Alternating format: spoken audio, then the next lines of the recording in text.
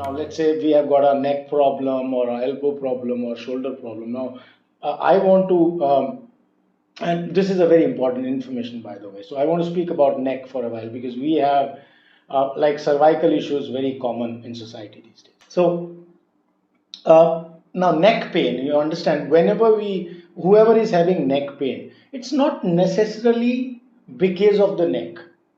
हम एज्यूम कर लेते हैं कि यार नेक पेन है तो तुम नेक टेढ़ी रखते होगे, हो सकता है टेढ़ी रखता भी हो, लेकिन बहुत लोग हैं जो नहीं रखते हैं या बहुत माइन्यूटली रखते हैं, तो उससे, या फिर मैं कोई पावर का काम तो करता नहीं हूँ नेक से, neck is just like for light movements, there is no strength needed in the neck per se, तो फिर इतनी प्रॉब्लम्स क्यों आती? अब इससे हमें एक चीज सीखने को मिलती है कि when I talk about neck pain, trust me when I say this, and I'm speaking from experience after handling cases. 90 or 95% of the cases have problem elsewhere when they have pain in the neck.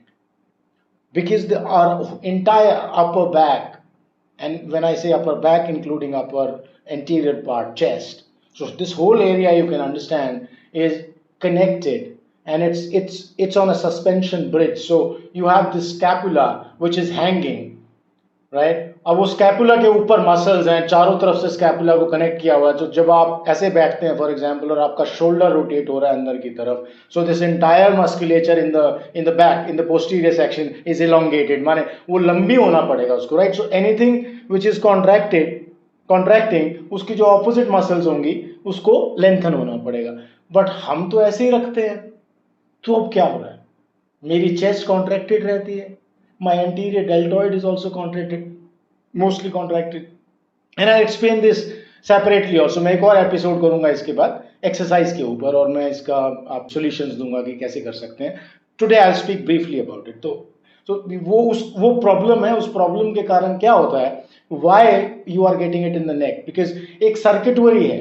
तो मैंने for example कुछ भी किया, any activity that I am doing, I am also engaging my neck, because neck is the spine essentially. हम उसको spine मानते नहीं हैं, हम उसको neck बोल देते हैं, but neck is the spine, it's the upper part of the spine, right? तो आप कोई भी एक्टिविटी कर रहे हैं, अब वो नेक की जो मसल्स हैं वो पूरे सर्किटरी के साथ अटैच्ड है, तो आप कुछ भी मूव करोगे आपको लगेगा कि जैसे मैं शोल्डर मूव कर रहा हूं, but this shoulder is actually moving my back as well, my upper part here, and then if I take it like this, then it involves my upper back. अगर मैं आगे ले आऊं तो मेरी चेस्ट इन्वॉल्व हो जाती है. in any case, जो नेक की मसल्स हैं, they are like isometrically contracted sometimes just to hang in there, because आप उसको मूव करने की, नेक तो ऊपर नहीं जा सकती, they have to hold the neck, right? तो पूरे सर्किटरी सिस्टम में इसमें आपको कहीं पे भी पेन आए, चाहे वो एल्बो रिस्ट का पेन हो, यहां से शुरू करते हैं, रिस्ट का पेन हो, एल्बो का पेन हो, शोल्डर का पेन हो, नेक का पेन हो, बैक का पेन हो, अपर बैक का, कहीं पर भी, तो इसका मतलब ये है कि आपका ये जो पूरा सिस्टम है अपर, ये पूरा कॉम्प्रोमाइज्ड है, ये इम्बैलेंस्ड है.